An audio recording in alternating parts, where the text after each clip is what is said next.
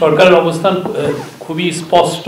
আওয়ামী লীগের, আপনি জানেন যে আওয়ামী লীগের টপ লিডারশিপ, আওয়ামী লীগের অনেকেই এই পুরো জুলাই হত্যাকাণ্ডের সাথে জড়িত, আপনি জানেন। এবং কালকে হিউম্যান রাইটস ওয়াচের আপনারা যদি খুব মনোযোগ দিয়ে রিপোর্টটা পড়েন, ওই রিপোর্টের 17তম পাতায় আছে, সেখানে স্পষ্টভাবে তারা লিখেছে যে শেখ হাসিনা নিজেই ডাইরেক্টলি অর্ডার দিয়েছেন এনফোর্স ডিসঅ্যাপিয়ারেন্স, মানে গুমের এবং কিলিংয়ের।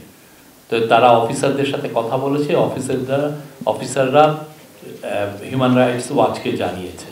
তো যেই পার্টি দেখেন এত বড় একটা হত্যাকাণ্ড হলো বাংলাদেশের ইতিহাসে, একদম আপনার আমার চোখের সামনে দিয়ে বাচ্চা বাচ্চা ছেলে মেয়েদেরকে খুন করা হলো, এবং অনেক কত শশ ছেলে চোখে অন্ধ হয়ে গেছে, অনেকে সারা জীবনের জন্য ক্রিপল হয়ে গেছে।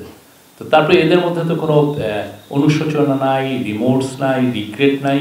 এবং আপনি ওদের যদি ওয়ার্ডিং দেখেন, তারা আরও মিথ্যা কথা বলছে যে 3000 পুলিশ মারা গেছে। কত বড় জালিয়াতি, কত বড় মিথ্যা কথা। বাংলাদেশে যতদিন না তারা ক্ষমা চাচ্ছে, যতদিন না তাদের এই লিডারশিপকে ট্রায়ালের মধ্যে আনা হচ্ছে এবং তাদের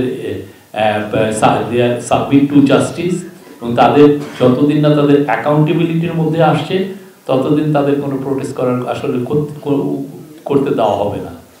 প্রোটেস্ট কোনো ধরনের কোনো, বাংলাদেশের মানুষকে আগে তাদেরকে আগে বিচারের সম্মুখীন হতে হবে। আমাদের স্পষ্ট অবস্থান এখানে।